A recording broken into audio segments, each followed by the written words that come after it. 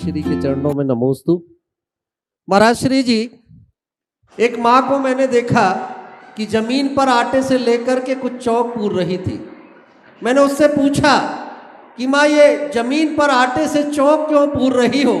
तो माँ कहती है, आज मेरे बेटे का चौक का दिन है तो उसके लिए भूमि की शुद्धि कर रही हूँ कि मेरे बेटे का चौक जहाँ मनाया जाए वो भूमि तो शुद्ध होनी चाहिए। उस माँ की बात को सुनकर के मुझे याद आ गए हमारी संस्कार धनी जबलपुर के लोग, जो अपने बेटे और बेटियों की शादी के लिए भी जब जगह का चयन करते हैं तो ऐसी जगह पर जाकर के मांगलिक काम किया करते हैं जो मल्टी कॉजन के नाम से जो होटल और जो रिसोर्ट विख्यात है, वहां जाकर के अपने बेटों की शादी करेंगे, पूरे शहर को न्योता देंगे और हमारे शहर के लोग उसे बड़े सम्मान का विषय मान करके कि बहुत बड़े होटल में शादी हो रही है, आज वहां चलो, इस शहर के धन्ना सेठ के यहाँ शादी हो रही है, सबको वहां चलना चाहिए। और लोग जाकर के हजारों की संख्या में वहां जाकर के भोजन करते हैं। कोई ये सोचने को तैयार नहीं है कि जिस भूमि पर खड़े होकर के ये शादी हो रही है मल्टी कॉजन जगह है, जहां पर एक और शाकाहारी भोजन बन रहा है, दूसरी ओर मांसाहारी भोजन बन रहा है। अरे अगर जिस जगह पर मांसाहारी भोजन बने, जहां मुर्गों का कत्ल हो जाए, जहां पर मांसाहारी भोजन बने, वो जमीन शुद्ध कैसे हो सकती है? हमने तो ये सुना था कि जहां जानवरों का, पशुओं का कत्ल होता है वो कत्ल खाना है, वो हम सब के लिए शमशान की जगह है। क्या माता पिता को अपने बच्चों की शादी ऐसे शमशान घाट में, ऐसे कत्ल खानों में करनी चाहिए? अमित भाई ने बहुत गंभीर मुद्दा उठाया है, पर यह ऑपरेशन तभी होगा जब पंचायत सामने आएगी। आप भी सामने आ जाओ। बंधुओं, ये एक बहुत गंभीर मुद्दा है जिस पर समाज को गंभीरता से विचार करना चाहिए। हमारे शास्त्रों में विवाह के स्थल का स्पष्ट उल्लेख किया। विवाह में पानी ग्रहण का एक मांगलिक संस्कार होता है। 3 प्रकार की अग्नि की साक्षी में हवन विधि होती। आदि पुराण में इस संदर्भ में स्पष्ट लिखा है, कहाँ करे? क्वचित पुण्याश्रम पदे, सिद्ध प्रतिमा साक्षी के।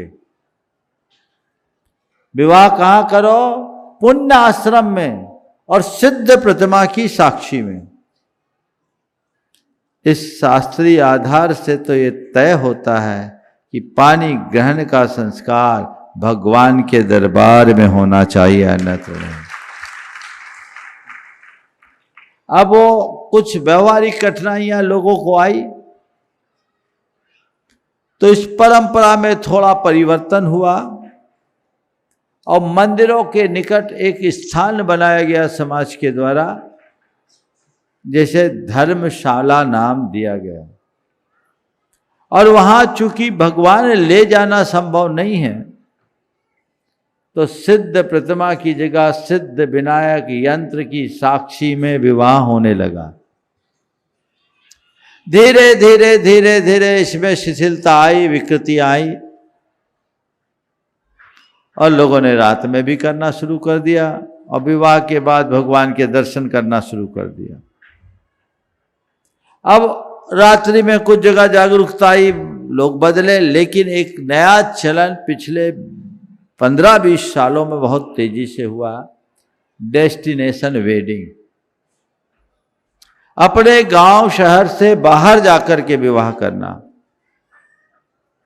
और उसके लिए फिर लोग ऐसे स्थान चुनते हैं और वहां जाकर के विवाह करते हैं। तो इसमें ज्यादातर जितने भी रिसोर्ट्स और होटल्स हैं वो सब दोनों प्रकार की व्यवस्थाओं से जुड़े हुए हैं। इस तरह का कृत्य कतई उचित नहीं है, न ही शास्त्रीय दृष्टि से और न ही मानवीय दृष्टि से और न ही हमारी सामाजिक सांस्कृतिक परंपरा की दृष्टि से। शास्त्र तो स्पष्ट कहते हैं कि ये क्वचित पुण्य आश्रमे सिद्ध प्रतिमा साक्षी के। तो पुण्य आश्रम है क्या?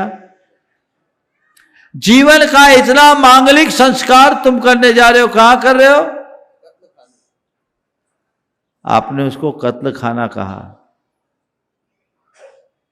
जिस जगह तुमने विवाह अभी संपन्न किया है, 4 घंटे पहले एक दूसरा विवाह हुआ, वहां अनेक प्राणियों का कत्ल हुआ, उनकी कराह भी ठंडी नहीं हुई, अभी भी कराह गूंज रही है। तुम जा रहे हो, संवेदनाएं कहां होगी?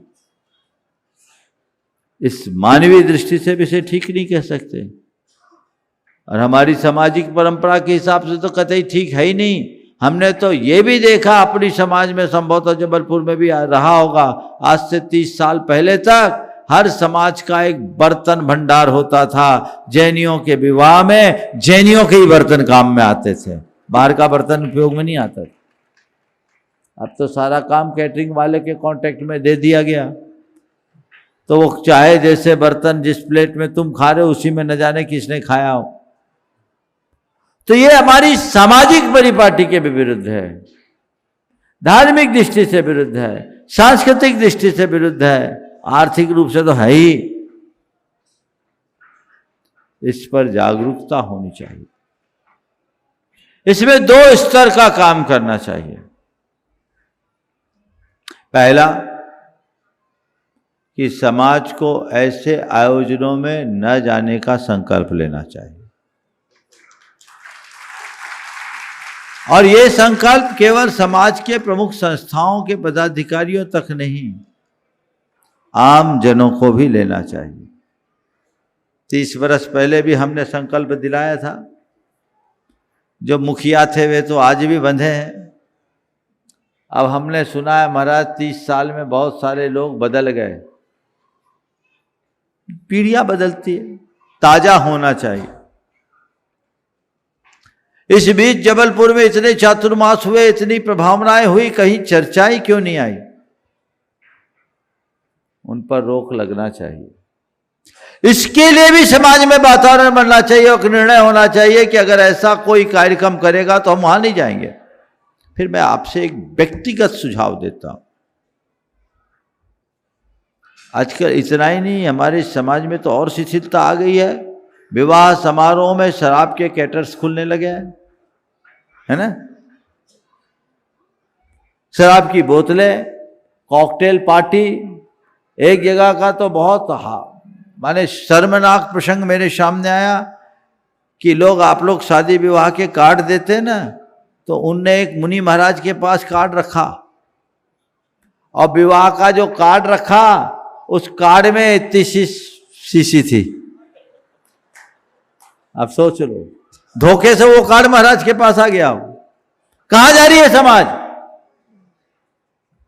मैं आपसे पूछता हूं, आप किसी विवाह के कार्यक्रम में गए हैं, वहां उस कार्यक्रम में वर वधू को अपना आशीर्वाद दे रहे हो, अपनी सम्मति दे रहे हो, तो उस पूरे कार्यक्रम की अनुमोदना आपके द्वारा हो रही कि नहीं हो रही?